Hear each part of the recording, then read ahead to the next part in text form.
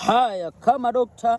Emmanuel ambaye sijawahi kufeli hata siku moja, leo nimekuletea mmea hatari sana, mmea ambao una uwezo mkubwa sana wa kukuwezesha wewe mwanamama, mwanadada, wewe mgumba ambao unahitaji mtoto kwa haraka sana, chap ambaye unasumbuliwa na uzazi, huna hisia, yani huna hisia kabisa na mwanaume yoyote, wewe ambaye hupati kabisa ule uteute wenyewe, wewe ambaye unahitaji katika tendo uwe na, yani uwe na utamu, uwe mtamu.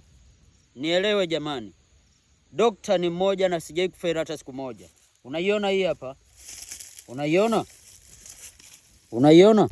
Unahitaji hedhi zako ziwe safi, unahitaji uzazi wako uimarike, unahitaji ubebe ujauzito kwa haraka sana kabla hata, yani vizuri kabisa. Unahitaji kutengeneza mfumo wote wa hedhi, unahitaji kutengeneza mfumo mzima wa uzazi, unahitaji ubebe ujauzito kwa haraka sana.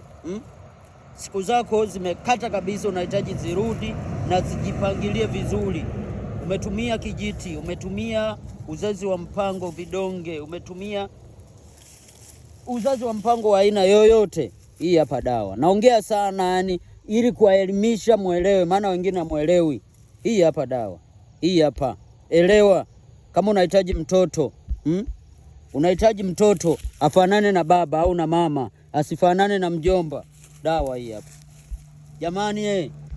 Dawa hii hapa. Kama unahitaji mtoto afanane na baba, mjomba, yani asifanane na mjomba, afanane na baba au mama, hii hapa dawa jamani.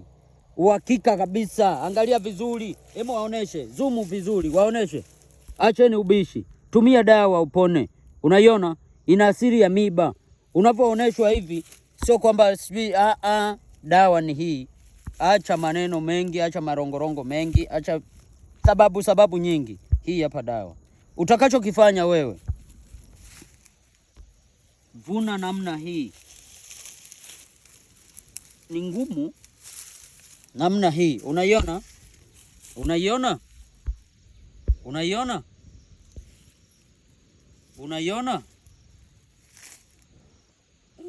Unaiona? Iangalie vizuri. Ni amiba. Iweke kwenye kinu, itwange. Ukiitwanga, nielewe vizuri, ukishamaliza kuitwanga, chemsha, tumia, kunywa. Au kama unaanika, ndugu yako yoyote akiwa na shida ya uzazi au hedhi, unamchotea kidogo, mpe. Dawa ni hii hapa. Hiyo ni uhakika 100%. Usije ukaniomba tena dawa. Nishamaliza kazi. Kata video hiyo. Kata.